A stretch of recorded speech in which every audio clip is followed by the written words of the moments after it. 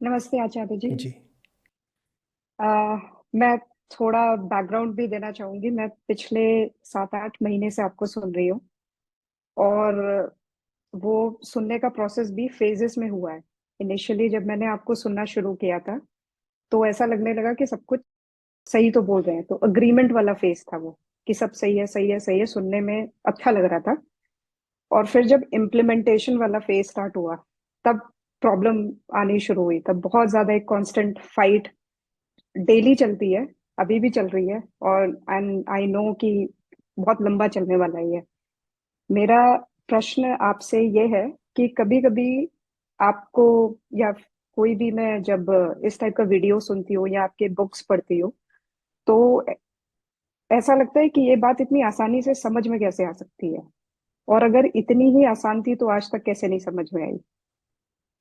और फिर समझ में आने के बाद खुद पर एक शक सा होने लगता है कि क्या ये एक आत्मज्ञान के पाथ पे, एक कह सकते हैं कि प्रोग्रेस वाले फेज में चल रहे हैं, या फिर अपना ही अहंकार है जो बहुत मजबूत होता जा रहा है। तो वो एक कांस्टेंट फाइट रहती है कि अहंकार मजबूत हो रहा है या आत्मज्ञान के रास्ते पे हम प्रोग्रेस कर रहे हैं। तो वो जो कंफ्यूजन और फाइट है, उसको डिसॉल्व कैसे करूं, उससे, उसमें आगे कैसे बढ़ूं, ये सब होते हुए भी।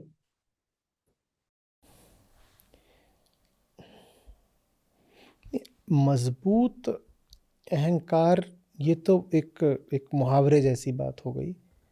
अहंकार या तो ज्ञानी होता है या अज्ञानी होता है। हुँ?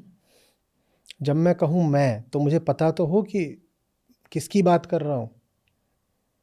मैं कहने में शर्त ही यही है, परिभाषागत शर्त ही यही है कि मुझे पता होना चाहिए ना किसकी बात कर रहा हूँ। उदाहरण के लिए मैं कहूँ मग, तो आप हँस दोगे, है ना? मैं कहूँ कलम, आप फिर से हँस दोगे। वैसे ही मैं कहूँ मैं, तो आप हँस दोगे ना। तो मजबूत अहंकार जैसा कुछ नहीं होता। अहंकार स्वयं को जान भी रहा है कि नहीं, अहम माने मैं स्वयं को जान भी रहा हूँ कि नहीं, बस ये पूछना होता है। जो भी हुआ उसको ऐसे नहीं देखना कुछ कर्म हुआ, विचार कि अच्छा हुआ कि बुरा हुआ। जो भी हुआ आप उसको समझ गई क्या? अगर समझ गई तो सब ठीक है, अच्छा जा रहा है, शुभ। ओके।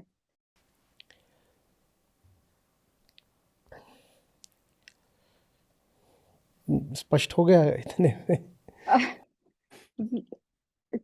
इमीडिएटली तो कुछ चीजें नहीं स्पष्ट होती है, कभी कभी कुछ करते करते ही स्पष्ट होती है। आपने पूछा कि अगर सहज है, इतना सहज है, तो अभी तक छुपा क्यों हुआ था? हम्म। हम्म, वो है सहज ही।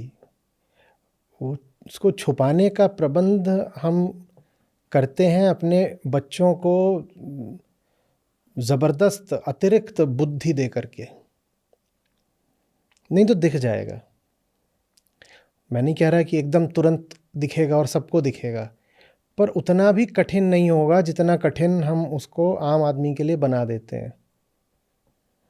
कुल मिला करके सारा खेल निकल के आ रहा है आत्मज्ञान का, ठीक है? और आत्मज्ञान की विधि क्या है? देखना। देखना। देखना। अब ये तो विधि भी नहीं है, क्योंकि देखना तो ऐसी चीज़ है जो कि हो ही जाएगा, सहज है। विधि तो लगानी पड़ती है, विधि में एक कृत्रिमता होती है देखने में, दर्शन में। उसको आप चाहे अवलोकन कहिए या दृष्टा होना कहिए, साक्षी तो कहिए, उसमें तो एक सहजता होती है। कोई विधि लगाने जैसी कोई जोड़ तोड़ युक्ति वाली भी कोई बात नहीं है उसमें। तो हम क्यों नहीं कर पाते? इसलिए नहीं कर पाते क्योंकि हमें ये भाव भर दिया जाता है कि देखने की ज़रूरत नहीं है। देखने की आवश्यकता तो तब होती है ना जब पहले ये स्वीकार हो कि पता नहीं है।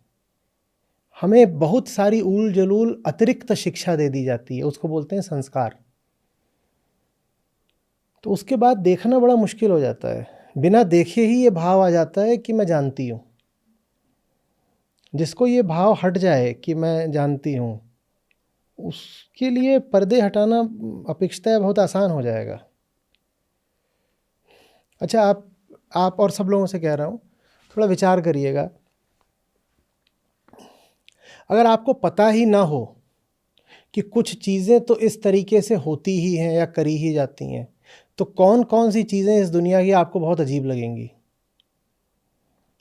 ऐसे समझिए कि मान लीजिए आप मनुष्य ही हैं, ठीक है, और आपके पूर्वज आज से 100 साल पहले किसी तरीके से जाके चांद पे बस गए थे,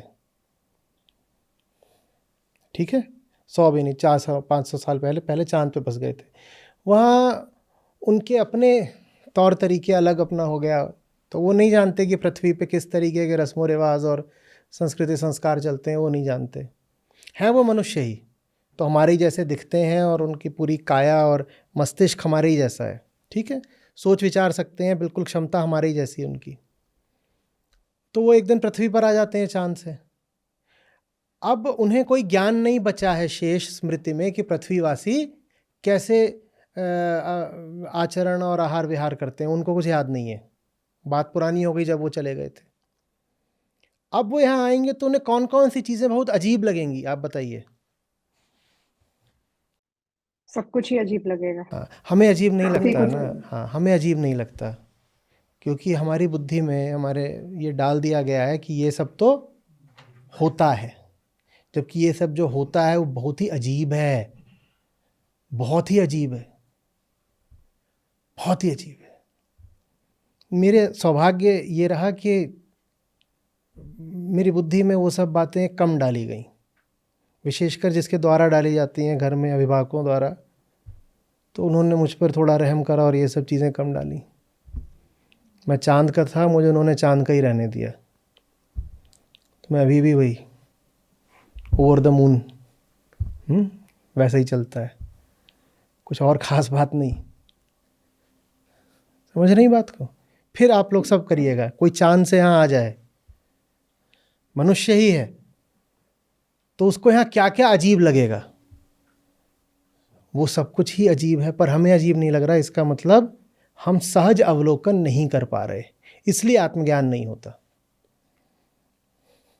आत्मज्ञान कैसे होगा? अगर आप आँखों पर कुछ पर्दा डालकर या रंगीन चश्मा पहनकर जीवन को देखोगे, वो सब कुछ जो हमें सामान्य नॉर्मल लगता है वो गड़बड़ है।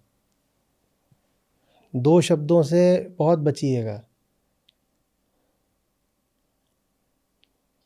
नॉर्मल और नेचुरल।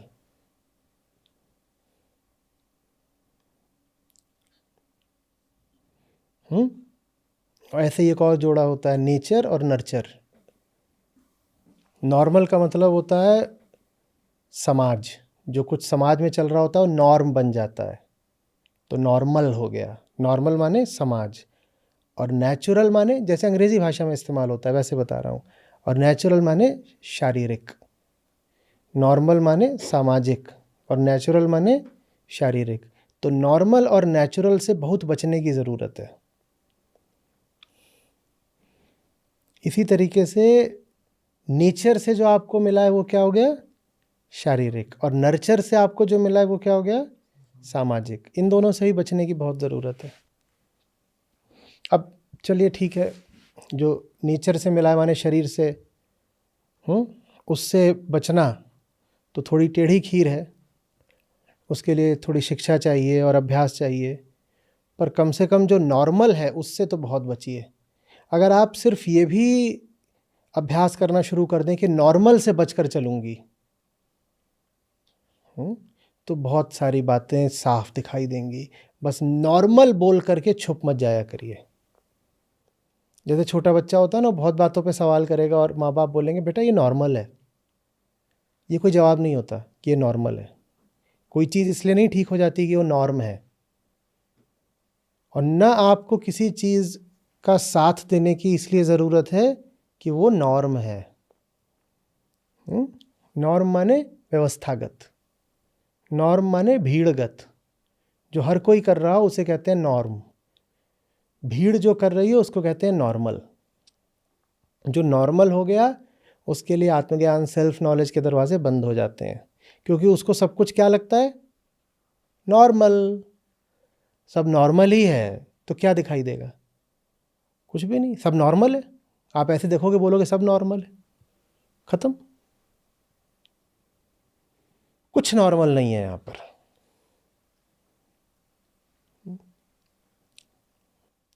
और अगर ये सब कुछ नॉर्मल है तो मेरा आपसे निवेदन है कि एबनॉर्मल होने की हिम्मत दिखाएं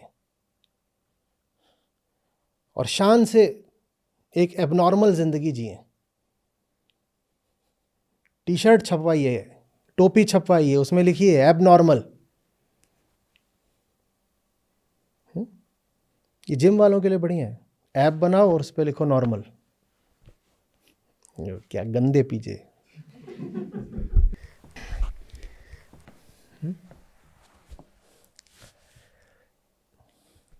ठीक है, थैंक यू सर। समझ नहीं बात को? या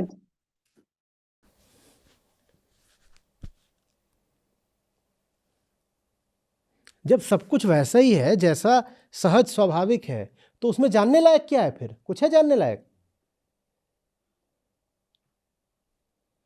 आपका तापमान नॉर्मल है, आप थर्मोमीटर मुंह में डालते हो कभी? जब सब ठीक है तो जांचने की जरूरत क्या? इस कमरे में जैसा सब होना चाहिए वैसा ही है, तो आप कुछ जानने का प्रयास नहीं करोगे। यहाँ कहीं धुआं दिखाई दे तो आप खोजोगे ना, धुआं कहाँ से आ गया, क्या है, शॉर्ट सर्किट हुआ है, कुछ और हुआ है, आग लगी है, क्या बात। पर अगर धुआं आपको नॉर्मल लगने लगे तो आप कुछ ना जानोगे ना जांचोगे।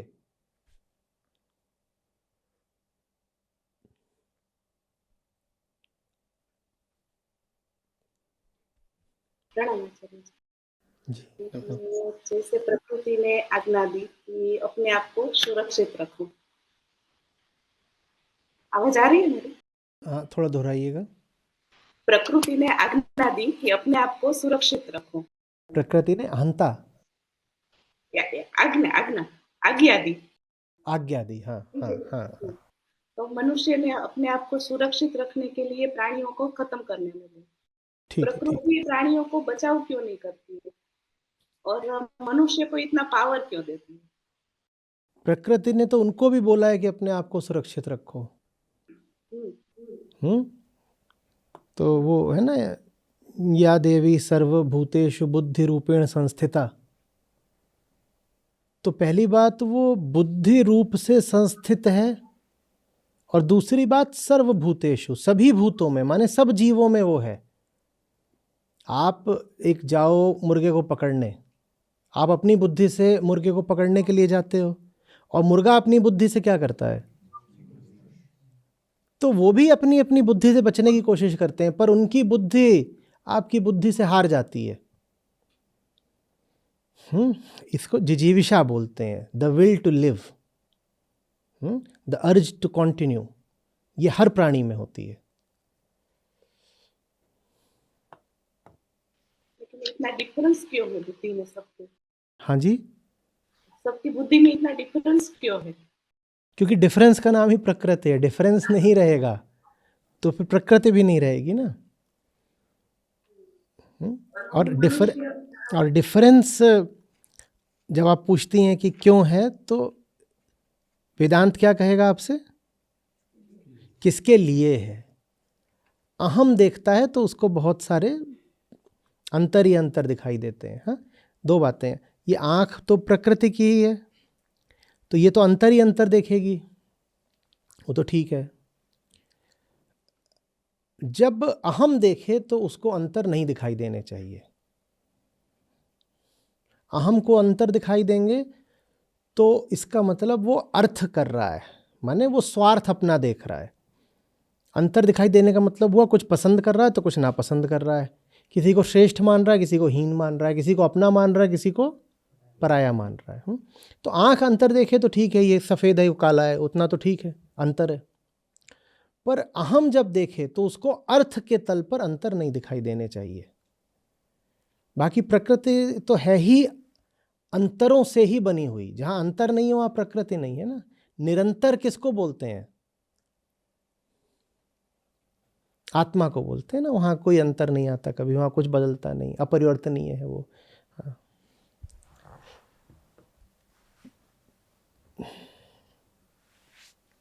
जैसे प्रकृति में हम अभी बोल रहे हैं कि प्राणी, मनुष्य और प्रकृति, ये सब वैसे तो हम सब प्रकृति ही है। फिर से दोहराइएगा, प्रकृति में। जैसे मैंने अभी बोला कि मनुष्य, प्राणी और प्रकृति, ये हाँ तो सब प्रकृति। हाँ, सब प्रकृति है। तो जब तक ये डिफरेंस दिख रहा है तब तक हम अहम में है। जब तक ये डिफरेंस दिख रहा है तब तक अहम है हम। हाँ हाँ हाँ। हम्म, देखिए, डिफरेंस दो तलों का होता है। एक होता है कि ये आँख वही है जो ये दीवाल है। ये आँख और दीवाल दोनों भौतिक मात्र हैं। तो आँख दीवाल से आते हुए रंगों का संज्ञान ले रही है, ये एकदम एक केमिकल प्रोसेस है।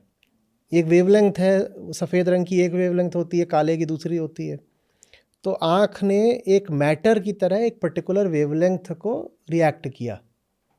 जब आप कुछ देखते हो ना, तो वो भी यहाँ पर एक केमिकल, एक इलेक्ट्रिक रिएक्शन होता है और कुछ नहीं होता। जब हम कहते हैं मैंने देखा, तो वास्तव में यही हो रहा होता है कि बाहर से आया मामला और भीतर गया, और वहाँ पर एक रिएक्शन ही हुआ है आपकी आँख के पर्दे पर।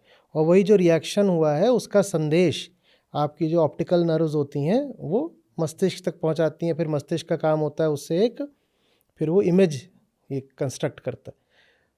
तो आँखें देख रही हैं वहाँ तक तो ठीक है, केमिकल केमिकल केमिकल केमिकल, एक केमिकल दूसरे केमिकल से रिएक्ट कर रहा है, इतना ही हो रहा है।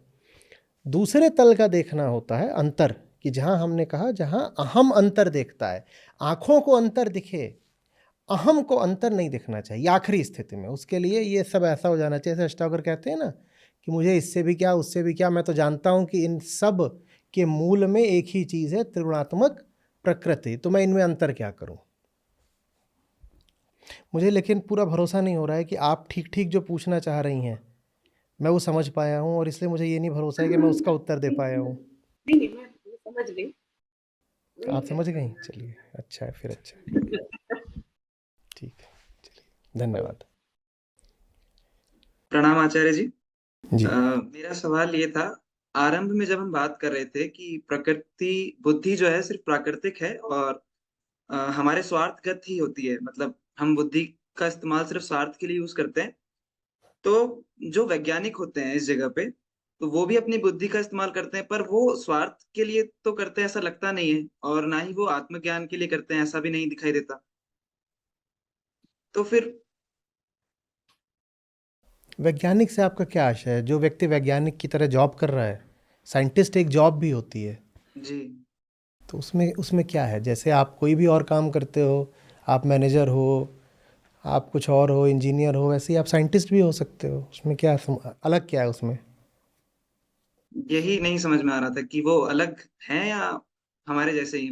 नहीं, जैसे आइंस्टीन या न्यूटन है, तो वो तो जानवरों वाले काम नहीं हुए ना, जैसे वो तो प्राकृतिक नहीं हुआ खोज। वो थोड़ा सा आपको पढ़ना पड़ेगा कि न्यूटन की पूरी बात क्या थी, उनकी ज़िंदगी क्या थी, क्या खोज रहे थे, क्या उनको मिल गया, वो सब देखना पड़ेगा। ज़्यादातर जो रिसर्च होती है वो हेविली फंडेड रिसर्च होती है, उसके पीछे स्वार्थ का ही मोटिव होता है। रिसर्च ऐसे थोड़ी हो जाती है, बहुत पैसा लगता है। जो पैसा लगाएगा रिसर्च में वो इसलिए थोड़ी लगा रहा है कि वो ज्ञान पे पास हुआ है। तो वो जो हमारे मन में एक छवि है ना, एक गरीब वैज्ञानिक जो खस्ता हाल है पर अपनी एक मरीगिरी प्रयोगशाला में एक टेस्ट ट्यूब लेके और एक बीकर और एक बर्नर लेकर के रिसर्च कर रहा है, वैसा नहीं होता विज्ञान में। साइंस एक कैरियर है जिसमें आप जॉब करने जाते हो।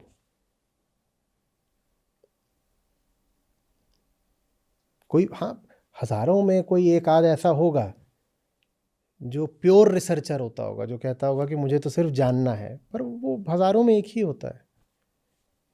तो उसे आत्मज्ञान की श्रेणी में रखा जाएगा जो हजारों में कैसा होगा?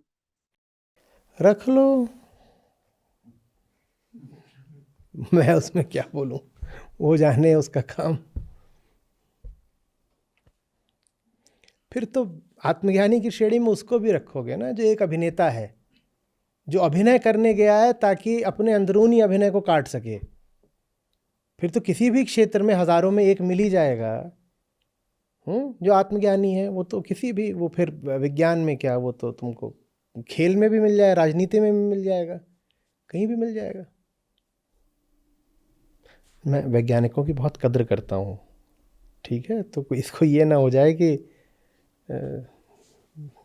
विज्ञान के खिलाफ कुछ बोल दिया। मुझे उसका बड़ा सम्मान है, लेकिन जो प्रश्न आप पूछ रहे हो उसका उत्तर वही है जो दिया। जी धन्यवाद। आचार्य जी मुझे विजिबल नहीं है। आप मुझे ऑडिबल नहीं है। विजिबिलिटी बढ़ाओ भाई, और आप ऑडिबिलिटी बढ़ाइए। आचार्य जी काफी लंबा टाइम हो गया। हम्म। आवाज नहीं आ रही? अब बेहतर हुई थोड़ा। आचार्य जी नमस्कार। बहुत बढ़िया, बताइए।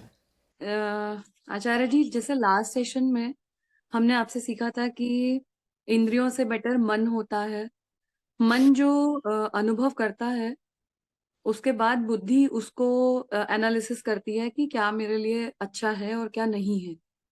लेकिन उसके साथ में एक ये भी पॉइंट था कि बुद्धि तभी सही निर्णय ले पाती है जब वो आत्मा के पास होती है, ठीक अदरवाइज वो आपको खा भी सकती है। ठीक। तो अब हम उस लेवल पे तो नहीं है, उस लायक नहीं है कि हमें कैसे पता लगेगा कि हमारी बुद्धि सही डायरेक्शन में है या नहीं है।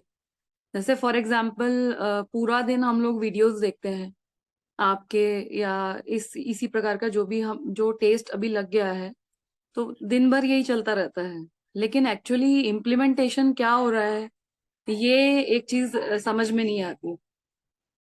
इसके ऊपर नहीं नहीं, मेरा आप लोग इम्प्लीमेंटेशन को लेकर के काफ़ी चिंतित रहते हैं। अच्छी बात है, उससे पता चलता है कि आप ईमानदारी की कदर करते हैं, आप चाहते हैं कि चीज़ आपकी ज़िंदगी में आए, इम्प्लीमेंट हो। लेकिन समस्या आमतौर पर ये नहीं होती कि इम्प्लीमेंट नहीं हुआ, समस्या ये होती है कि समझ में ही नहीं आया। क्योंकि देखिए, हम आज भी क्या बोल रहे थे कि कर्मयोग का आखिरी श्लोक है, लेकिन बात उसमें सारी समझ की है ना, ज्ञान की है। ज्ञान हो जाए तो कर्म हो जाता है, समझ आ जाए तो इम्प्लीमेंट हो जाता है।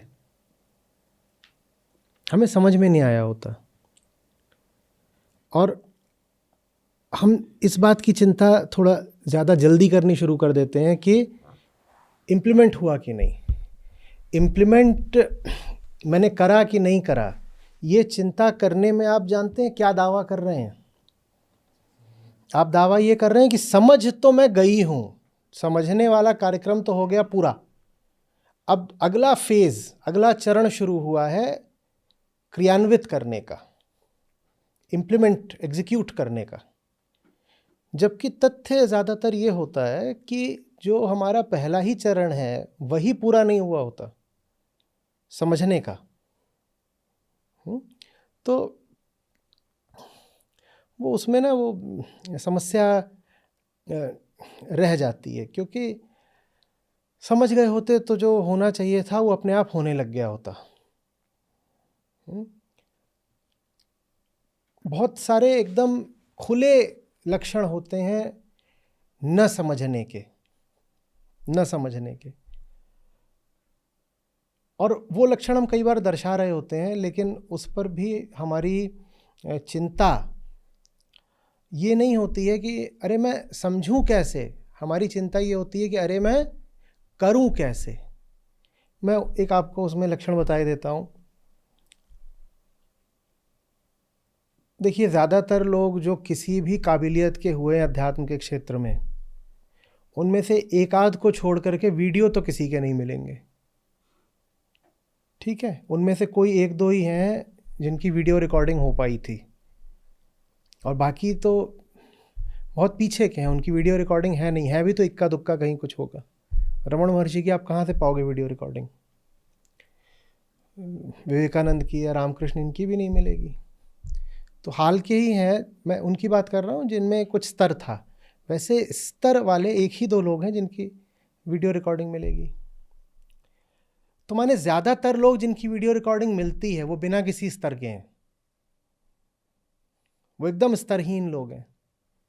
लेकिन क्या होता है कि अध्यात्म के नाते मैंने बहुत देखा है, हमारी कम्युनिटी पर भी ऐसे कमेंट आते हैं कि मैं आचार्य जी को सुनता हूँ और फलाने को सुनता हूँ, और फिर आगे चिंता ही होती है कि अब मैं इन बातों को जीवन में उतारूंगा। और मैं इस बात को बड़ा अद्भुत पाता हूँ। मैं कहता हूँ क्या उतारोगे, क्योंकि जो मैं बोल रहा हूँ और जो उधर बात बोली जा रही है उसमें कहीं से कोई रिश्ता ही नहीं है। तो इन दोनों बातों को इकट्ठा करके जीवन में क्या उतारोगे। कई बार तो लोग यहाँ तक आकर कह देते हैं कि आचार्य जी को सुनता हूँ और वो मोटिवेशन वाले लोग हैं उनको सुनता हूँ, और दोनों ही मुझे एक समान पसंद है। और अब चिंता ये होनी चाहिए कि आपको कुछ समझ में भी आया क्या, क्योंकि अगर आपको समझ में आया होता, मैं बिल्कुल अपने किसी घमंड के नाते या अपने आप को श्रेष्ठ कहने के नाते नहीं कह रहा हूँ, लेकिन अगर आपको समझ में आया होता तो इस वक्त वीडियो नहीं उपलब्ध है ऐसे लोगों के जिनको आप मेरे साथ सुन सकें। इस वक्त वीडियो आप आमतौर पे YouTube वगैरह से ही लेते हैं ना आप, और तो वीडियो क्षेत्र में ऐसे वो लोग एक दो नामों को छोड़ करके हैं नहीं कि जिनको आप कहें कि मैं आचार्य जी को भी सुनती हूँ और उनको भी सुनती हूँ। अब मैं ये बोल रहा हूँ, इससे ये निष्कर्ष करना बहुत सामान्य हो जाएगा कि ये तो घमंड में फूले हुए हैं, ये अपने आप को ही सबसे ऊंचा समझते हैं, कह रहे हैं हमारे बराबर कोई नहीं।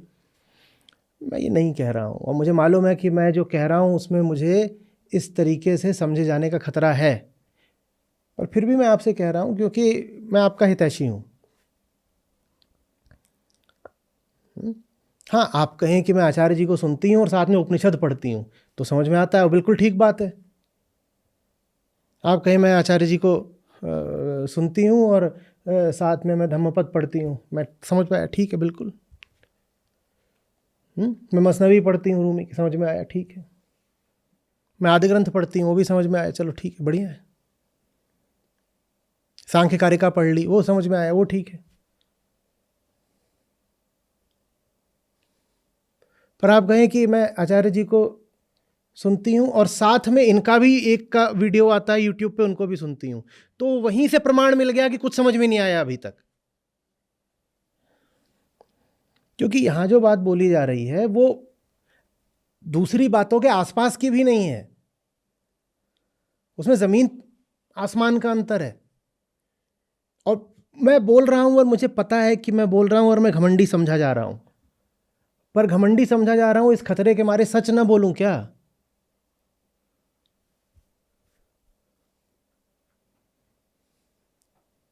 समझने पर जोर दीजिए। जो आज हमने बात करी, जो हम इतने महीनों सालों से बात करते आ रहे हैं, कोई उस बात को अगर समझेगा तो उसका पहला प्रमाण ये होगा कि इस बात को समझने के बाद उसे और बातें बहुत फिजूल लगने लगेंगी। जिसको अभी ये बात भी अच्छी लगती है और भी दो चार बातें इधर उधर की अच्छी लगती हैं, उसको अभी ये बात समझ में नहीं आ रही है। मैं वही बात नहीं बोल रहा हूँ जो YouTube पे और जगह छितराई हुई है।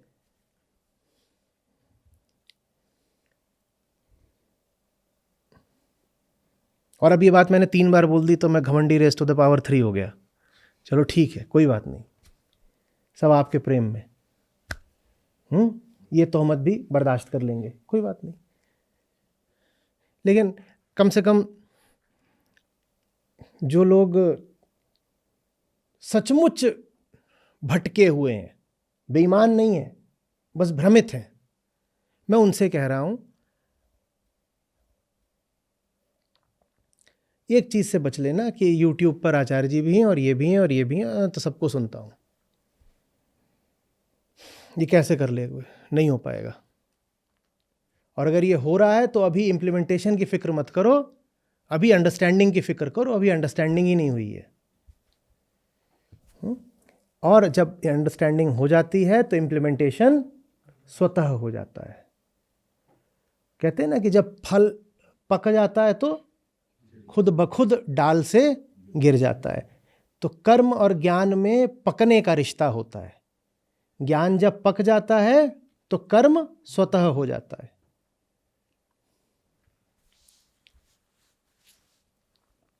मैं कुछ पूछ सकती हूँ आपसे? हाँ बिल्कुल, आप ही के पूछने के लिए सब है, बोलिए।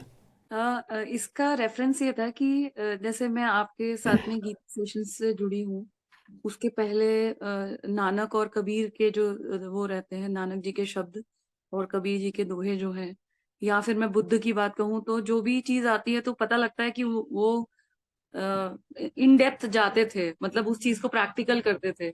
मेरा क्वेश्चन ये था कि सिर्फ अभी थ्योरी के साथ चलना हमारे लिए ठीक है या कुछ प्रैक्टिकल भी हम कर सकते हैं? आप अभी भी नहीं समझ रही हैं, मैं इतना समझा रहा हूँ। मैं आपको दोहा बता दूंगा, उसकी थ्योरी आप समझ गए हो क्या कि आप प्रैक्टिकल में चले जाओगे? हम्म। आप कह रहे हो थ्योरी तो मैं कब की समझ गई, थ्योरी में पीएचडी हूँ, मुझे प्रैक्टिकल बताओ। आपका दावा अभी भी वही, आप मानने को तैयार नहीं है। बड़ा हुआ तो क्या हुआ, जैसे पेड़ खजूर। थ्योरी समझाइएगा, समझाइए अभी क्या बोल रहे हैं, किसकी बात हो रही है?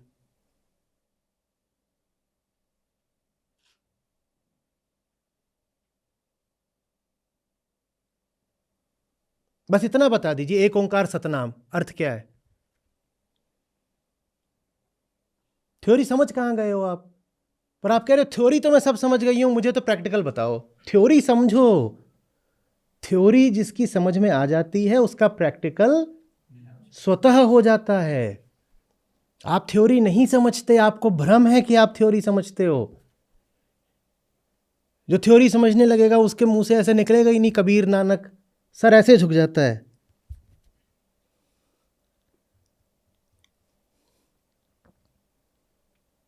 फिर साहब जुड़ जाता है उनके नामों के साथ। अब आपको बुरा लग रहा होगा, हाँ, पर आपने इतना हक तो मुझे दिया है ना कि मैं थोड़ा सा आपको कुछ ऐसा बोल सकता हूँ, दिया है ना? सर बिल्कुल, आपके यहाँ अब मैं अगर यहाँ बैठी हूँ तो आपसे सीखने के लिए बैठी हूँ। बस बस, तो अपने ही हक का, आपने ही जो हक दिया है मैं उसी का इस्तेमाल करके आपको कह रहा हूँ। हमें थ्योरी नहीं समझ में आई है अभी, और जब थ्योरी समझ में आ जाएगी तो प्रैक्टिकल की सोचने की ज़रूरत नहीं पड़ेगी, वो होने लग जाता है। आप इजाज़त न भी दो तो भी प्रैक्टिकल होने लग जाता है। ये बहुत लोगों को रहता है। उदाहरण के लिए, हाँ भाई समय आ गया है, चलिए अब अगला महीना आ गया, चलिए एनरोल कर लीजिए, संस्था को कुछ योगदान दीजिए। नहीं, समझ तो अब हम सब गए ही हैं, आचार्य जी से पिछले 3 महीने से जुड़े हैं। अब हम थोड़ा इम्प्लीमेंट तो पहले करें ज़िंदगी में। आचार्य जी तो महीने में 17 दिन समझाते रहते हैं, तो समझ तो हम सब गए ही, अब इम्प्लीमेंट भी तो करना है। तो इम्प्लीमेंट करने के लिए हम 6 महीने का ब्रेक लेंगे। अरे तुम कुछ नहीं समझ गए हो, तुम्हें क्यों ये मुगालता है कि समझ गए हो? तुम्हें कैसे समझ में आ गया? मुझे नहीं आया आज तक समझ में कुछ, मैंने तुम्हें कैसे समझा दिया? पर यहां सबको यही लग रहा है। क्यों लग रहा है? वही जो अर्जुन का था ना, कि ये बात इतनी आसान है तो लोगों को, मैंने इतना 2 घंटा लेकर के एक दिन आपको कहा था कि आपको भ्रम हो जाता है, आप समझ गए हो, क्योंकि यहां पर मैं उस चीज को बिल्कुल हल्का करके, सुपाच्य बना करके आपको परोस देता हूं। तो आपको ऐसा भ्रम हो जाता है जैसे आप ही समझ गए। आप नहीं समझे अभी, अभी समझो। इस हड़बड़ी में मत रहो कि जीवन में उतार लूं, क्या उतार लूं। बिना समझे उतारोगे तो गड़बड़ हो जाएगी ना। आप कोई भी दोहा ले लीजिएगा प्रचलित कबीर साहब का, और आप सोचिएगा कि आप उसका क्या अर्थ करते हो। और मेरे ख्याल से सैकड़ों दोहे होंगे और भजन होंगे, साखियां हैं साहब की जिन पर मैंने बोला है। फिर जा करके तुलना करिएगा कि जो आप सोचती थी कि इसका अर्थ है, क्या वही अर्थ है? सर ये गीता के जो कुछ श्लोक आपके साथ पढ़े हैं उसमें ये भ्रम दूर हो गया है कि गीता बहुत। अभी दूर नहीं हुआ। इतनी जल्दी क्यों मानते हो कि हो गया? ये माया है। तब से समझा रहा हूँ, इतनी जल्दी बेखबर मत हो जाया करो। ये जो आपको बहुत जल्दी भरोसा, कॉन्फिडेंस आ जाता है ना कि हो गया, यही आपको पकड़ेगा, यही हारोगे आप, जीती बाजी हार जाओगे। गाफिल गोता खाएगा, गाफिल माने वो मस्त हो गया, बेहोश हो, अब गोता खाएगा। बिल्कुल पार निकलने वाला था, उस तट पर पहुंच ही गया था, फिर गाफिल हो गया और डूब गया। मत अपने आप को ये भरोसा आने दो कि कुछ भी समझ में आया है। लगातार यही कहो कुछ बचा है। ऐसे कैसे हो गया? कुछ तो अभी बचा है। सत्य तो अनंत है, मैं कैसे पार पहुंच गया? कुछ बचा है। अब ये आज ये जो मुझे दिया है उसमें लिख दिया है, उसका अन्वय लिखा है श्लोक का, और जानते हैं उसके नीचे क्या लिखा है? अर्थ, और उसके आगे प्रकोष्ठ में लिखा है आचार्य प्रशांत भाष्य पुस्तक। माने गीता पर जो हमारे ही भाष्य हैं उससे अर्थ करके दिया है यहाँ पे। और ये जो अर्थ है ये बिल्कुल कचरा है, और ये अर्थ कभी मैं नहीं दिया होगा। पर ये अर्थ अब मैं कह रहा हूं कि इस अर्थ से हम बहुत आगे निकल गए हैं। सत्य अनंत है, रुक कैसे जाओगे? कल जो समझ में आई थी बात, आज उससे आगे की समझ में आनी चाहिए। ये जो मैंने पिछली पुस्तक में कहा था, आज मैं उससे आगे की बात कह रहा हूं, और कल शायद और आगे की कहूं। सत्य तो अनंत है ना, मैं कहीं रुक कैसे जाऊं?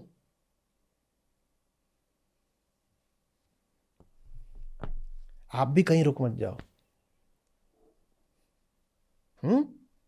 जी।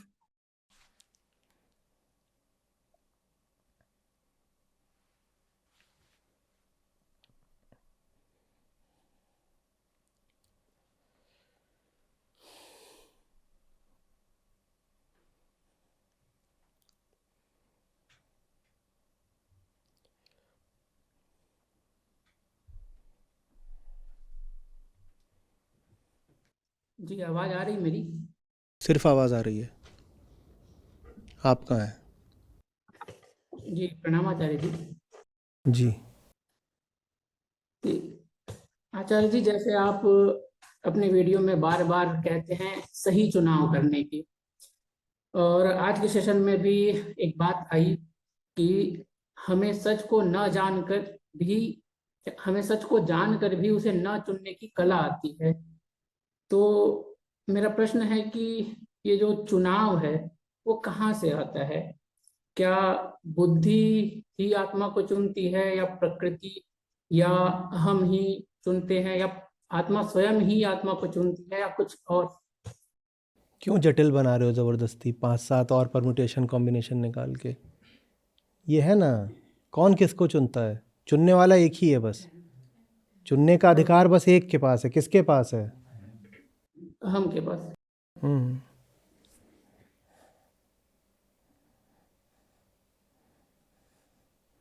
यही चुनता है, और हमेशा सब जो चुनता है गलत ही चुनता है। इसको नहीं चुनना आता। देखो ये क्या है? Middle finger, the universal middle finger, that's what the ego is. इसे कुछ नहीं आता, ये एकदम गलत। इधर क्या है? माया, प्रकृति। इधर क्या है? आत्मा। ये ऐसे चुनता रहता है, गलत गलत गलत।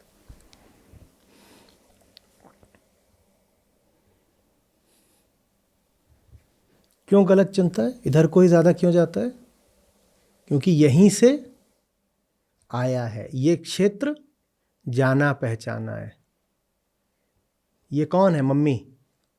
ये यहीं से आया है, तो इसको ये पहले से जानता है। और ये क्या है? इससे प्यार तो है, पर मामला अपरिचित है। इधर है आदत और इधर है प्रेम, और आदत प्रेम से जीत जाती है।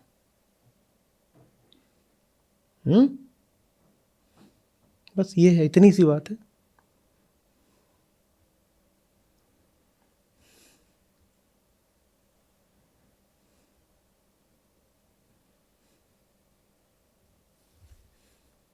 आत्मज्ञान कैसे लाभ देता है, ये इधर को खींच रहा है, ऐसे झुक रहा है इधर को, और इसको इस समझ में आने लग जाए कि इधर को क्यों झुक रहा है, तो इधर का झुकाव कम होता है। फिर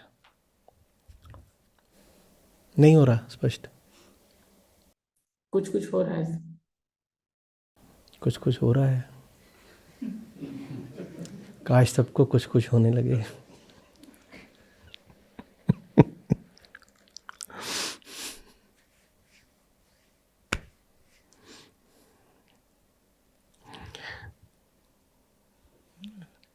तुम नहीं समझोगे प्रशांत, कुछ कुछ होता है।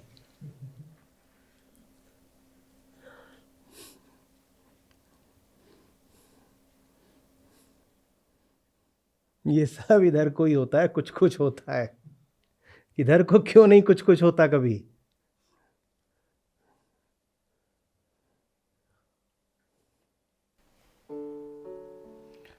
सत्य में रख श्रद्धा पार, नमित करके अहंकार, गीता की गुण करके बात, आमुक्त हो भव बंधकार। आत्मा अपनी प्रकृति पर आई, ध्यान दे और जान ले, आत्मा से प्रेम ही धर्म है, प्रेम भले ही प्राण ले। आत्मा बोध है, प्राण है, जगत का कल्याण है, आत्मा नहीं तो सर्वत्र सब निरर्थ नाशवान है। आत्मा बोध है, प्राण है, जगत का कल्याण है, आत्मा नहीं तो सर्वत्र सब निरर्थ नाशवान है। ज्ञानी निष्कामी अपार, मूढ़ अचेत करे व्यापार, ज्ञानी हो अज्ञानी हो, चले सब प्रकृति अनुसार।